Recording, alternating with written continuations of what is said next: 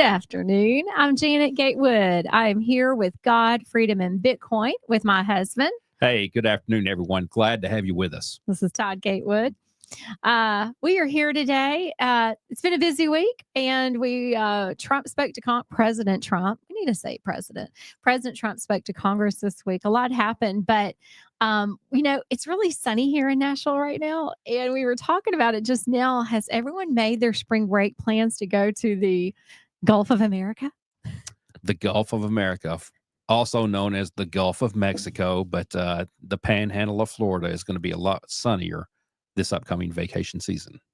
You think about that. So we're here in Nashville, and I know people are listening, around the country, but the busiest place for spring break in Nashville is 7.5 hours south to the Panhandle of Florida on the Gulf of America. So I think we need to make an official trip down there. It's going to be wild. It's just things are changing and interesting. It's a strange time and a funny time too. But that just makes me laugh every time I say it. Well, what's really funny about it, if you go down there, you see more Tennessee plates than Florida. So I think basically what Middle Tennessee and most of Tennessee's done is basically raided the Panhandle of Florida and kind of staked our claim there. Yeah, lots of Williamson County plates. Yes. So it's been an exciting day. Actually, right before we went on, Todd, you told me something that just happened that's really exciting. Yeah, the Strategic Bitcoin Reserve, the Texas Senate has passed it, and apparently within a few days, I think the actual House is going to pass it down there, which that is one of your largest, if not the largest state. It's either them or Alaska's largest state in the nation. But they just, population-wise, Texas is right up there. So I know they just passed that, and that's going to be huge because I think you're going to start to see dominoes fall with these big states like that. Once Florida, I don't know what's wrong with Tennessee, why we can't get our act in gear. I said, we're one of the most conservative states in the whole union, no income tax or anything like that. And for whatever reason, unfortunately, our politicians are dragging their feet, and I don't know if it's going to be a surprise or what's going on, but I'm ready for them to get off their tail and start making this thing happen so we can free our people. Yeah. Every time I look at a list of states considering Bitcoin and their strategic reserve, Tennessee's not on it. And I need to jump more into that, but we're kind of busy with the club. But is Texas the first one? If they pass that, will they be the first state to have Bitcoin as a strategic? I need to look that up. Yeah, because I don't know.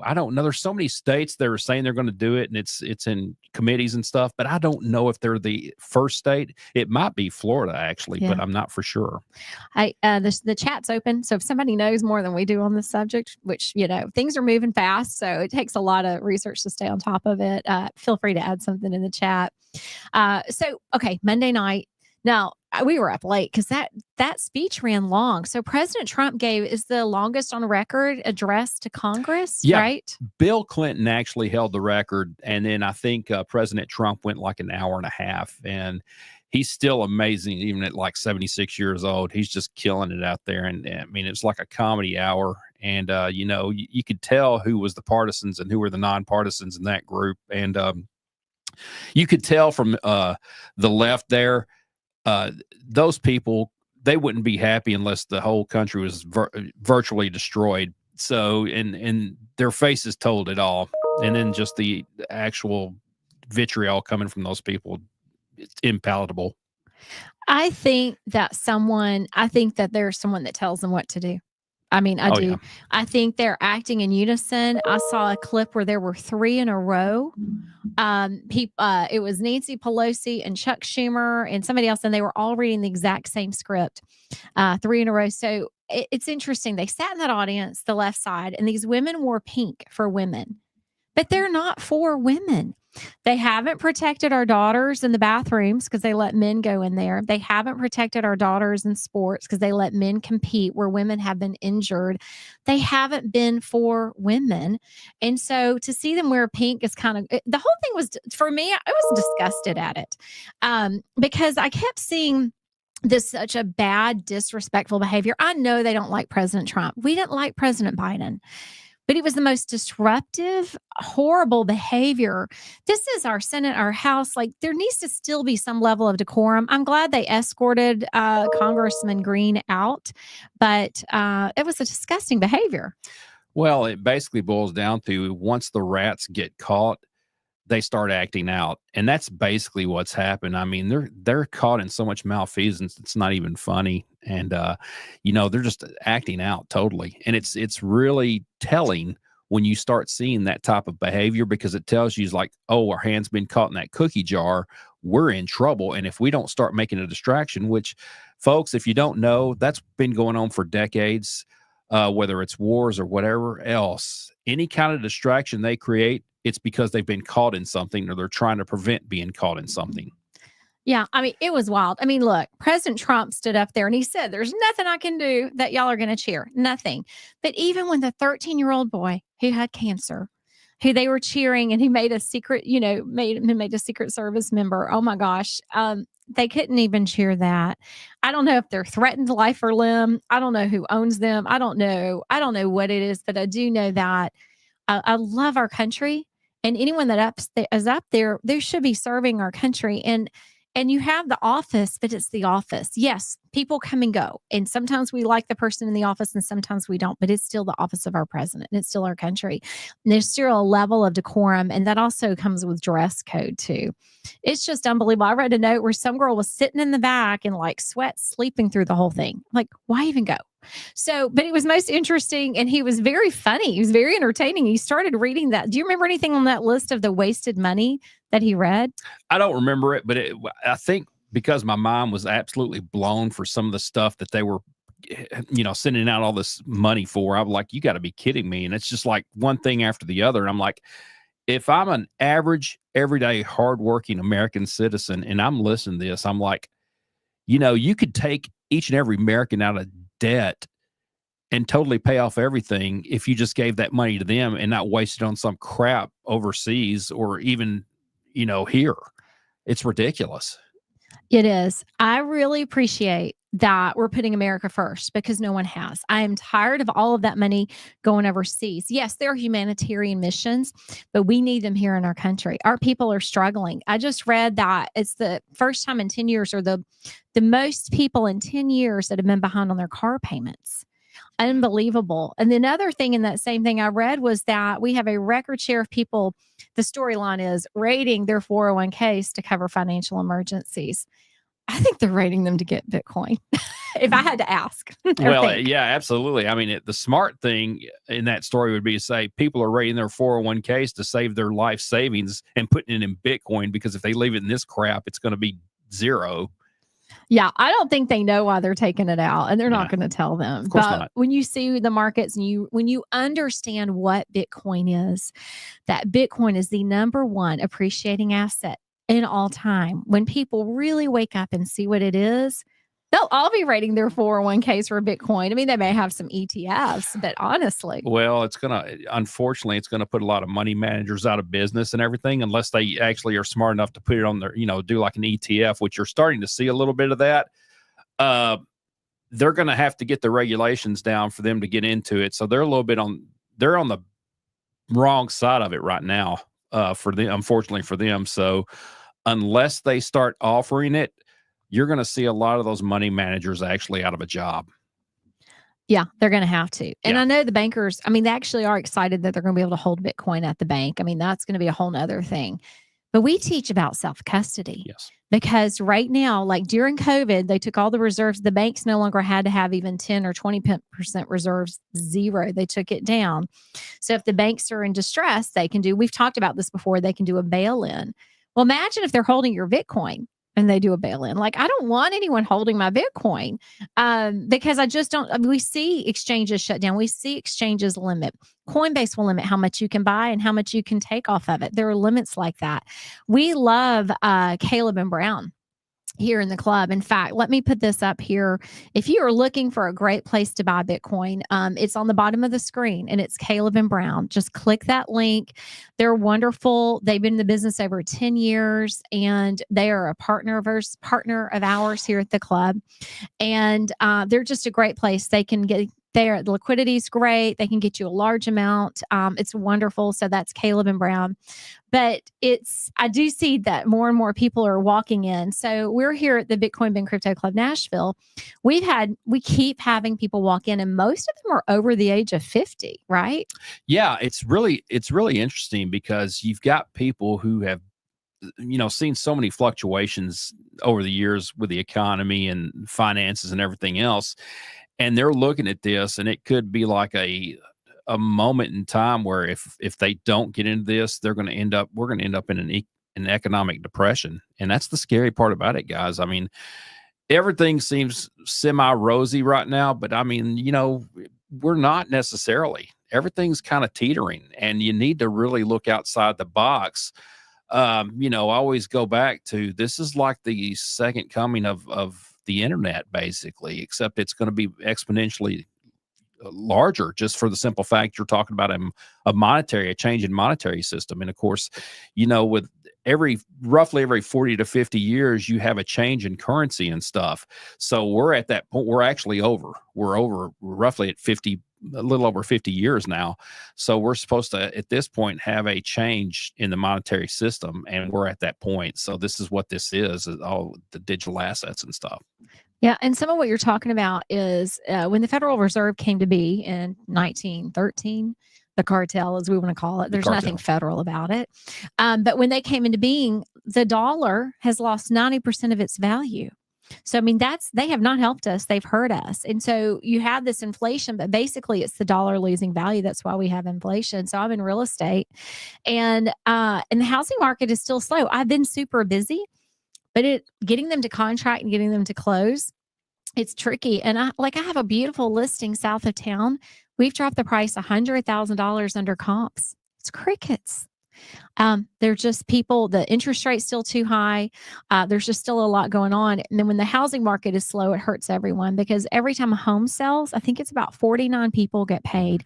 There are so many people that benefit from that and the transaction, from the shop that sells the gifts to the inspector, to the plumber, to the repair person. There's so many things about that. So it's a good measure of the economy. Like last year in our area, Middle Tennessee, home sales were up 1%. That's not much. 1%. When my best year ever was 21. I've done this 18 years. And 22 was still a great year. And we still have things moving. It feels a little more like 2008 and 2009. Yeah. And I know you had stated that it did seem like that for you, because actually the funny part for Janet was she came into real estate during a crash, which is actually a great time to cut your teeth, because typically what happens in real estate, and Janet will tell you this as well, when you start having failures in the economy, people bug out, because when it's good, everybody and their mom wants to jump into it. Mm-hmm. Naturally, everybody's a realtor, same stuff you hear all the time. But when it's bad, it's crickets, like she said, and they're out. I mean, they flee. They're like rats jumping off a sinking ship. They're gone. And then, when the bull market comes back, they hop back in, and then you get some more newbies in and stuff like that. She's cut her teeth in this market, so she knows how to ride these waves. When people are scared, she stays in it. So if you need a good realtor, guys, Janet Gatewood, she's your woman. / crypto club owner. / crypto club owner. Yeah. I mean, seriously, I'm ready to start selling houses for Bitcoin or for ADA or whatever you have. How fun is that going to be peer to peer? I had a couple from California coming here asking about that. Because they've got some Bitcoin, and they were asking about wanting to buy a house with Bitcoin yet. I said, unfortunately, our legislators don't have that here yet. I told them the story about you a couple of years back, where you had someone who was wanting to buy in Bitcoin and was going to pay extra for tax purposes for it. Yeah. And it would have been your largest sale ever. And, unfortunately, no one knew how to do it. Your broker didn't. And no one else did. So that's where we are, which would be nice, because if you've got people, because there's a lot of people with money in Bitcoin, I would like her to be the Bitcoin realtor, and she would be good. Oh. Well, I'm telling you, it would be lovely. It would be quick. But the thing is, okay, you can't wire funds to buy a house except during banker's hours. Yeah. So it's a little bit nice, because Bitcoin is 24/7. Oh, so yes. We start selling houses with Bitcoin, which it's being done. It is. And people are doing Bitcoin loans with salt lending in places. But they're going to be wanting to buy houses 24/7. Hey, Saturday morning at 9 o'clock, can I buy that house? Like it's going to be interesting, but we do know the deeds are going to be on the blockchain. I mean, look, California put 42 million car titles on the blockchain this year. Like it's coming. You did a vote this week. Tell us about that, or tried to, on the blockchain. Yeah, actually, we had one for the Williamson County Republican Party and stuff, and they were voting, for party leadership. They actually had this, and I found this from Marsha Blackburn's son on Twitter. They have it on the Bitcoin blockchain. I could not believe it, and I forgot, and I wished I had it, but they mentioned it was on the Bitcoin blockchain. I was like, you got to be kidding. So if that's a good thing, because that's going to prevent voter fraud by putting it on blockchain, especially Bitcoin blockchain. Oh my gosh. So our next election could be on the blockchain. Yeah. And it could, then there's no fraud. It's on the blockchain. Yeah. I mean, how amazing is that? I guess think about, there's been so much resistance to Bitcoin and to the blockchain, because people, like, the first thing people will say a lot of times with Bitcoin and crypto is it's a scam, all of this, because that's the mainstream media has put it in their minds. Are you kidding? It's on the blockchain. You can track things. I mean, there are ways to figure stuff out, but when it's cash, you can't track cash. And how many crimes have been committed with cash? I mean, come on. So it's really kind of funny that they come in and they're all scared of it because of a scam, yet they use cash every day. And that's all of the crimes for however long have been used with cash. And we were having this very conversation today. The cartels for decades down in Mexico and South America, South and Central America, have been using cash because guess what, guys? You can't trace it. Mm-hmm. And that's fine. I don't personally, for the freedom aspect of it, I don't want it to be traced, but don't come telling me because there's a new technology out that you don't like and you want to set a narrative for that it's used by drug dealers and everything else. Well, guess what, guys? Cash has been used for decades, generations, and they will continue to use it. The mobs used it. Everybody uses cash. Yeah. So, you think about that. So they're pushing back against it because guess what? They're in the secret. They're doing nefarious things with it. Well, it's the same thing with Congress. They're losing their minds over these budget cuts, because how do you go to Congress when you don't even make $30,000 a year, and now you're worth $30 million in 2 years? I mean, they need to audit every congressperson up there whose wealth has increased like that. And their family members, because I can tell you one thing, guys, it might not be directly towards them, but they're funneling it through family members. So you're going to need to go into every family member of these Congress people and see where the money's at, because what's happening is that it's getting sent to family members, wives, cousins, whatever, brothers and sisters, and it's getting funneled back to the politicians. So that's what's happening. It's a constant roundabout. And people are just throwing money here, throwing money there, and it's a farce. Like, they should be upset that so much of our money is lost with USA aid. Instead, they're screaming about cutting the expenses. If you're a good steward of your funds, you look at your budget and you cut your expenses. When real estate slows down, let me tell you, we cut our expenses, and when it's doing great, we have a little fun. But and we save. But when it's not, you do that. Our country's upside down in debt. So, okay, I'm going to check the debt clock, because this is one of the things I like to do all the time, is see where it is, because we have saved so much money with Doge. I know now, I do want to always say this. I know there are families hurting that have lost their jobs, but I think they're giving them 8 months leave. Who gets that? No way. Find another job. Doge has saved $170 billion in about 6 weeks. That's $1,500 per taxpayer. So if you take that over the course of a year, that will be $1.4 trillion saved this year just because of that. We haven't had anyone come in and try to save money and help our country like this. So it's amazing. Well, I guarantee you, if you actually told these Congress people that unless you start cutting the spending, we're going to cut your salary, I bet that would wake them up. Guess what? You're not going to get paid anything unless you do the right thing. How about that for a change? Let's try that. I'm telling you. Okay, term limits, all these things, that these hot buttons that need to happen. And I said this the other day, these executive actions, they need to be put into law. Our Congress people need to get this into law so that it can't be unwritten. Well, it's super exciting. I was looking at the White House too to see what else we've got going on, because they have, I mean, if you go to the whitehouse.gov, you can see all of the executive actions. And okay, one thing that was really moving was he named that park in Texas for Jocelyn, is it Nungary? I think that's right. The young 13-year-old that was murdered, and they named the park for her, which was so moving. And her mother was there. Of course, the Democrats didn't stand up for that. I know they don't want to do anything because he named it and it's his action, but you still want to honor the child, honor the life that was lost and the young man. And I know it was Clinton that started this thing where you start having guests in the gallery and you point them out, and it's effective, but it also shows what's going on in America. You see these people that are pouring their heart, lives, and soul into our country. You see the people that have suffered, and you see a president on an international stage honoring them and acknowledging it. And I think that's important that we do that. Well, those people are America. Let's be real here. Those people that are in Congress, some are real, but most are fake. Let's be real here. I mean, your real people are the people who have been injured because of guys playing volleyball. Did you hear about the girl up? And I cannot remember her name, but this dude was playing in a volleyball match and spiked the ball on her so hard it gave her permanent brain damage and just basically has ruined her life. And I'm like, that guy. That angers me because I've got 2 daughters. You've got 2 daughters. And when I see stuff like that, it's like that angers me. Yeah. We're not protecting our daughters. No. We're not protecting our children. President Trump is. The whole, he is protecting them with the whole transgender, with that not happening to minors now. Like, all of the things he's passing, it's bringing America back.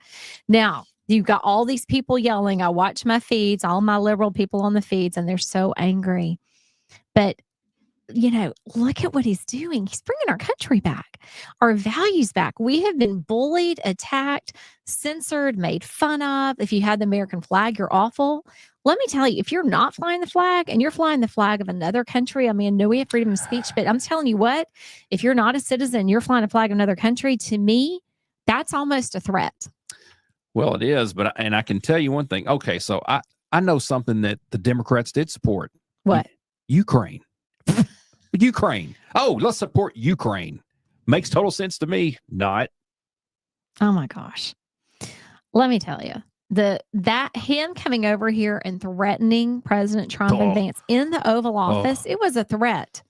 I don't blame them for getting mad. I mean, the news clip was just sensational because it was a small amount. They didn't show the whole thing.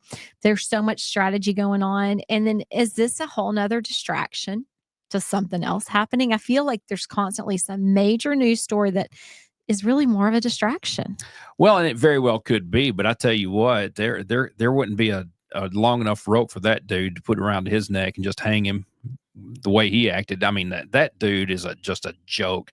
And if you've seen videos of him, some of his little weird tryst or whatever you want to call it, he's not exactly right.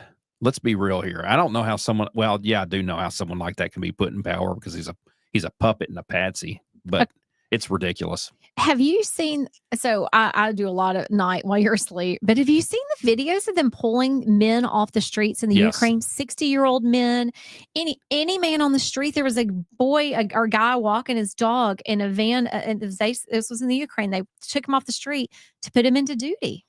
Well, it's exactly what the Nazis did during World War II. They got to the point where they're getting little boys, old men, and stuff like women, and just putting them up there for a last defense and stuff. It's the same scenario. It's a no-win situation for them. They're conscripts, and that's exactly what they are. And what are you going to get out of that? They're scared to death. They don't want to be there. It's not like you're going to get a good defense with something like that. You're not, because they don't want to be there. Yeah. They're not fighting for their country. They're being forced into fighting for their country. So they don't believe in it either. No. It's a horrible practice. Don't. Imagine vans of our military out on our streets grabbing any young man. Imagine your son being grabbed, your husband, your dad, your granddad, your uncle off the streets. They're pulling them, grabbing them, and putting them into the military. I mean, against their will. It's kidnapping. Yes. That's what it is. So President Trump wants peace. I do too.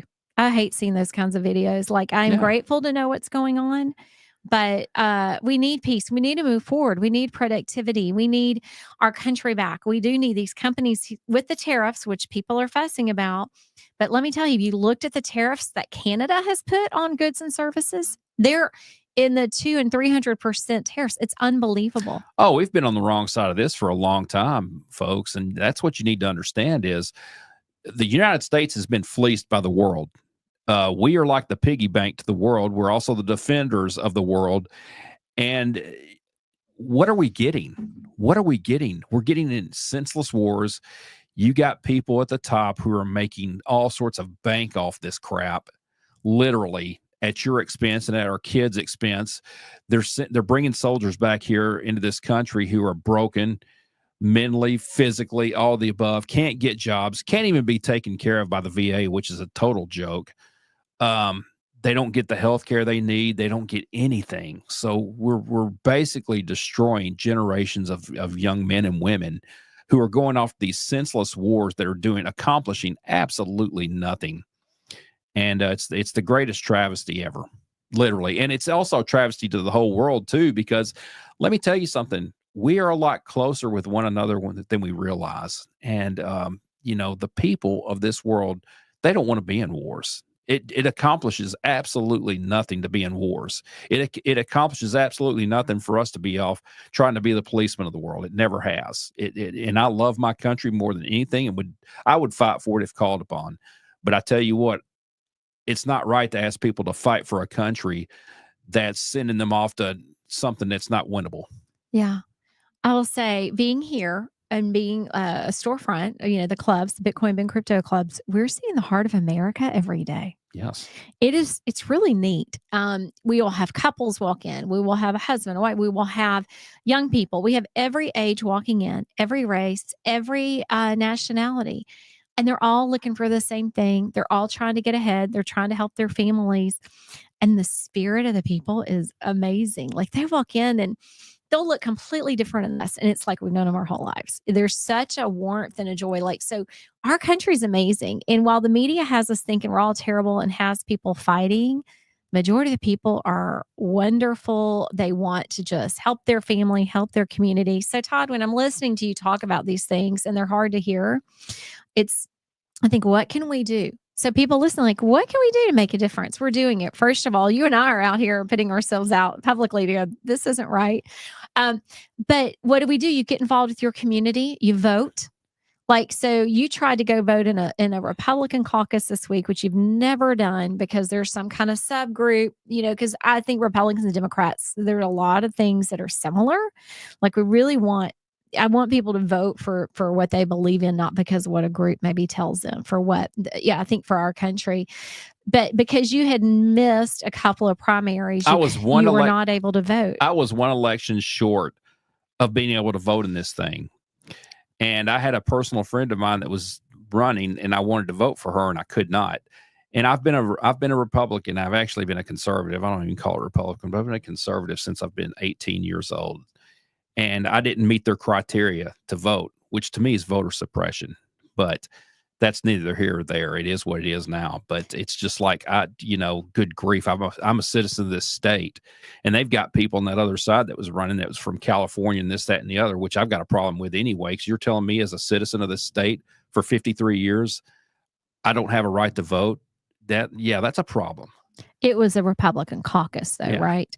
So what that tells me is we all need to vote in every election, not just the national. We need to vote in every local election. The only way to really have change in our country, it's the grassroots level. I mean, Bitcoin Ben is doing these clubs for the everyday person. He knows to have real change in our country, it starts with the people.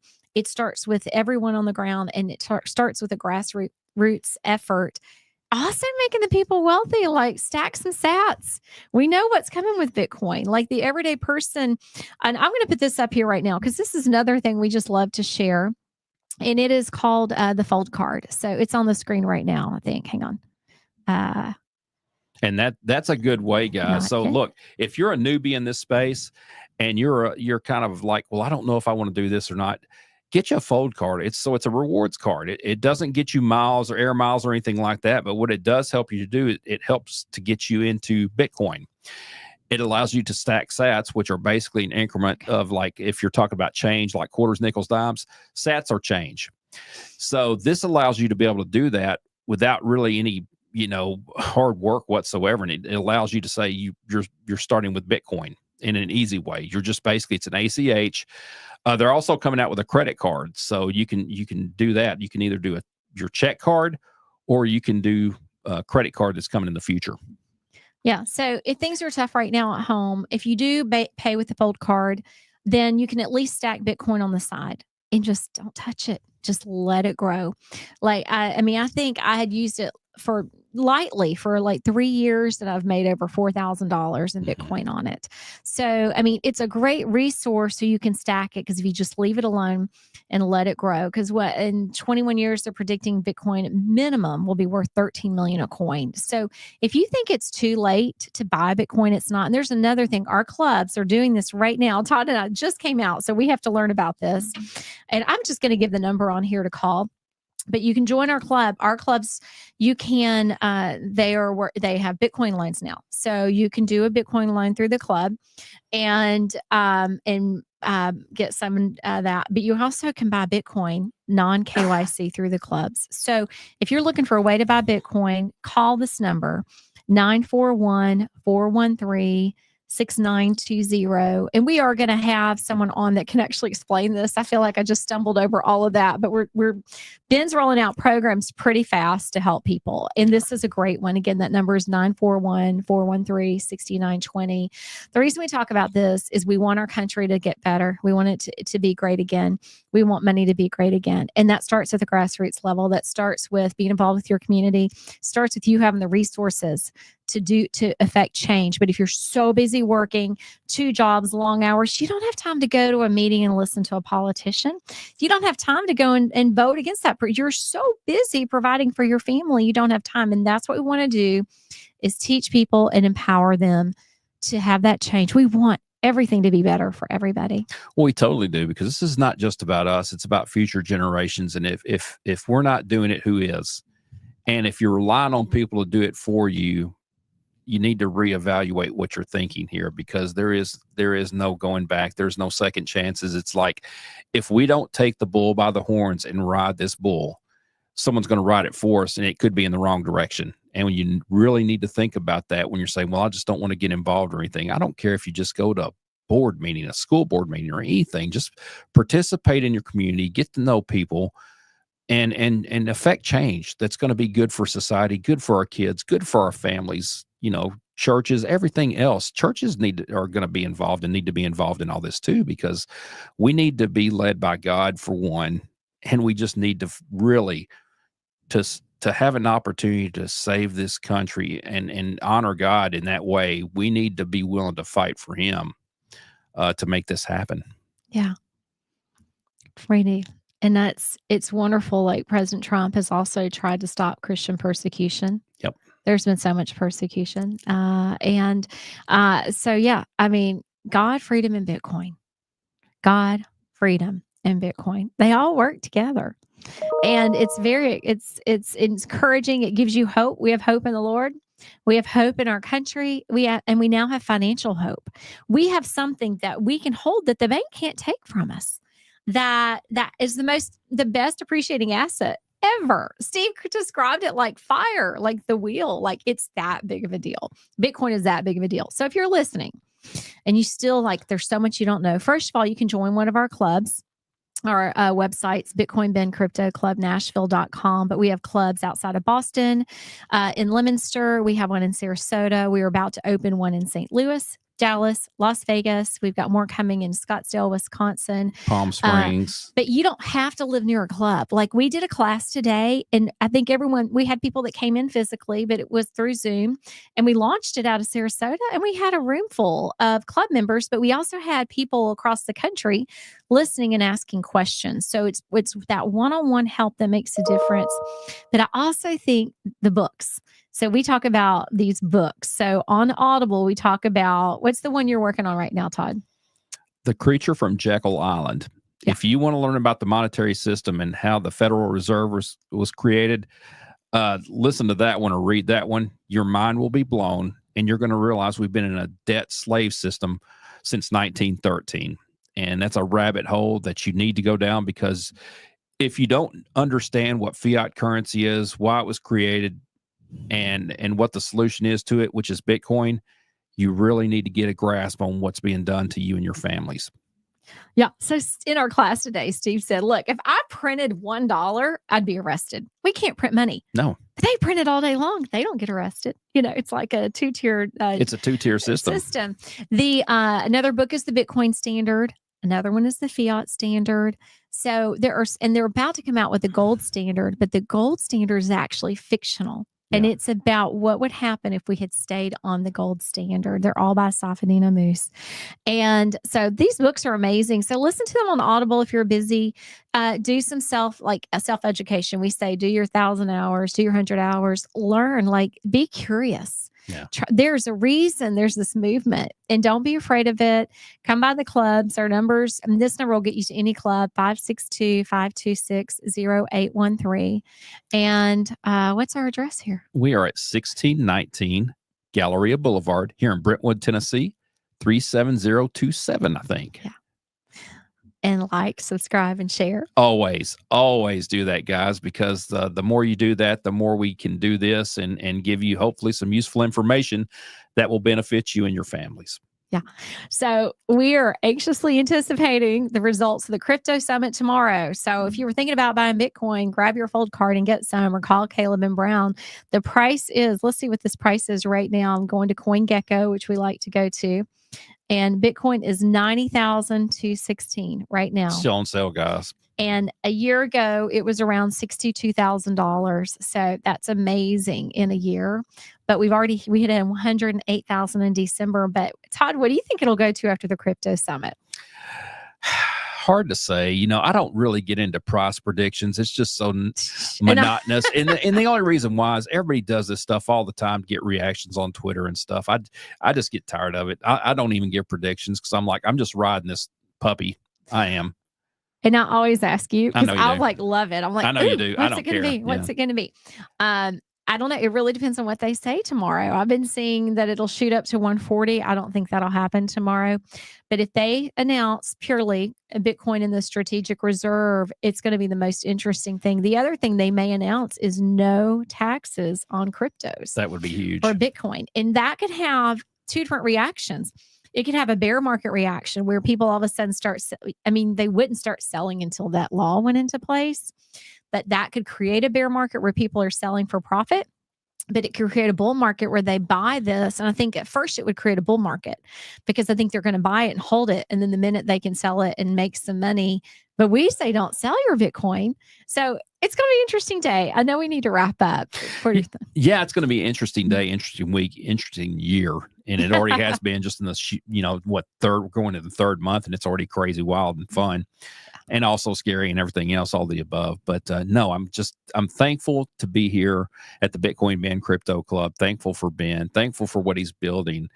And there's a lot going on, guys. And if you want to stop by and come see us, please do. Love to show you the club, show you what we're about, get you involved, and help us grow this ecosystem for the betterment of our communities, because this is all community-based.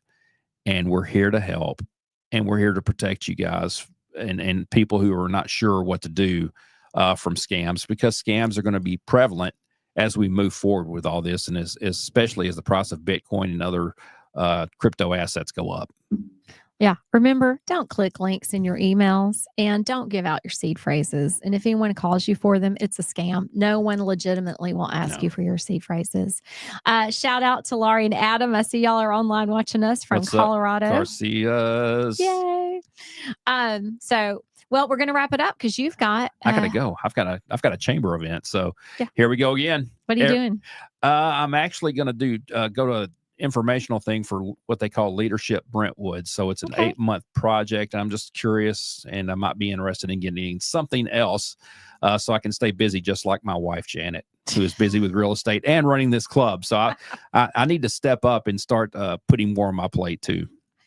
I'll say this, you have really gotten involved in the community and in such a way, and it is a sacrifice of time, but that's what it takes. I mean, if we're not out on the front lines, let's be on the front lines in our communities, fight for our children, fight for where we live. Those are the things. So thank you for what you're doing with your commitment to the Chamber of Commerce. And we encourage anyone listening to look into that because they need people. I mean, if no one cares, then the bad characters are going to come in and make the decisions for you. Yeah, because really and truly, it's your community leaders that are the front line to keep bad things out. And I mean, we have a group of people here in Williamson County that care immensely about where our community is going, not only in the present, but in the future.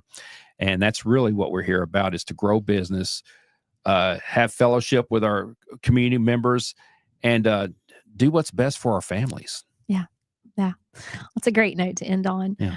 Thank you for joining us today. We are God, Freedom, and Bitcoin here from Brentwood, Tennessee, just south of Nashville. Everyone have a great day and a great weekend. Have a great one, guys. Bye.